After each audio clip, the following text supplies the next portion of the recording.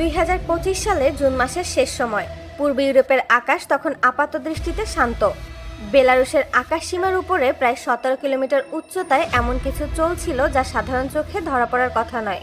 আকাশ পরিষ্কার, আবহাওয়া অনুকূলে আর নিয়মিত টহলের অংশ হিসেবে বেলারুশের সামরিক হেলিকপ্টারগুলো সীমান্ত এলাকায় ঘোরাঘুরি করছিল। কিন্তু এই শান্ত পরিবেশের আড়ালে ভেনেজুয়েলার আকাশের দিকে নজর রেখে চলছিল ইসরায়েলের একটি অত্যাধুনিক স্পাই ড্রোন।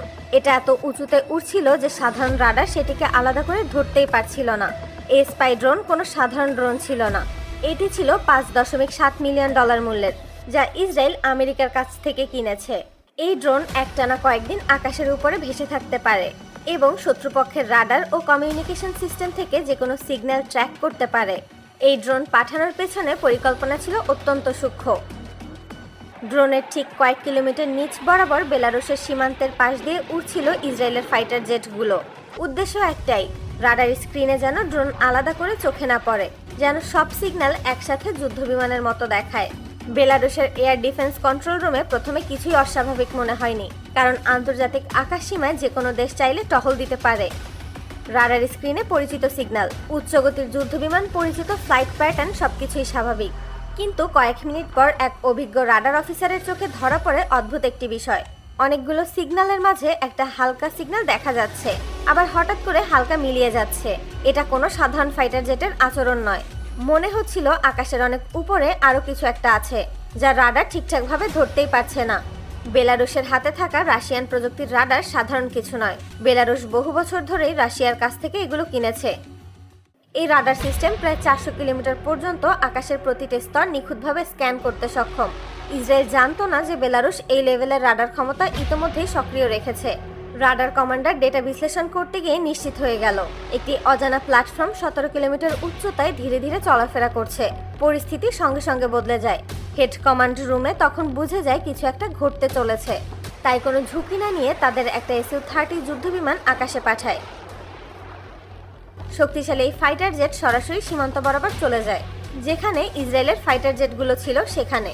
দুই দেশের যুদ্ধবিমান আকাশসীমার দুই পাশে মুখোমুখি অবস্থানে দাঁড়িয়ে আছে। কোনো রেডিও বার্তা নয়, কোনো সতর্ক নয়, শুধু টানটান উত্তেজনা। এই মুখোমুখি অবস্থানের মাঝেই বেলারুশের এয়ার ডিফেন্স ইউনিট একটি বড় সিদ্ধান্ত নেয়। স্পাই ড্রোনটি তখনও ডেটা সংগ্রহ করছিল। নির্দেশ দেওয়া হয় S-400 এয়ার ডিফেন্স সিস্টেম প্রস্তুত করার জন্য। এই S-400 সিস্টেম বেলারুশ রাশিয়ার কাছ থেকে কিনেছে। এর সবচেয়ে বড় শক্তি হলো, একবার যদি টার্গেটের আনুমানিক অবস্থান পাওয়া যায় তাহলে মিসাইল নিজেই টার্গেটের দিকে ধেয়ে যায়। যত কাছে যায় তত নিখুঁতভাবে টার্গেটকে লক করে। ড্রোন যতই নিজেকে আড়াল করার চেষ্টা করুক, এই সিস্টেম থেকে পালানোর সুযোগ খুবই কম। কয়েক সেকেন্ডের মধ্যেই আকাশে একটি মিসাইল ছুটে যায় প্রায় 2000 কিলোমিটার প্রতি ঘন্টা গতিতে। কিছুক্ষণ পর রাডার স্ক্রিনে সেই অজানা সিগন্যাল হঠাৎ করেই নিভে যায়। $5.7 মিলিয়ন মূল্যের ইসরায়েলি স্পাই ড্রোন ভেঙে পড়ে মাটিতে। ঘটনার পর ইসরায়েলের পক্ষ থেকে বলা হয় ড্রোনটি ভুল করে সীমান্ত এলাকায় ঢুকে পড়েছিল।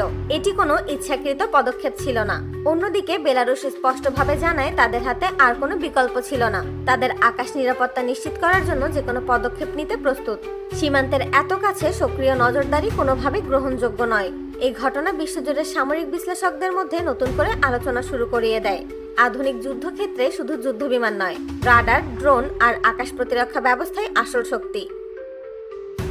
সেদিন কোনো হইচই হয়নি, কোনো রেষারেষি হয়নি, কিন্তু আকাশে ঘটে যাওয়া এই ঘটনা দেখিয়ে দিল ভবিষ্যতের প্রযুক্তি কতটা অদৃশ্য এবং কতটা চুপচাপ।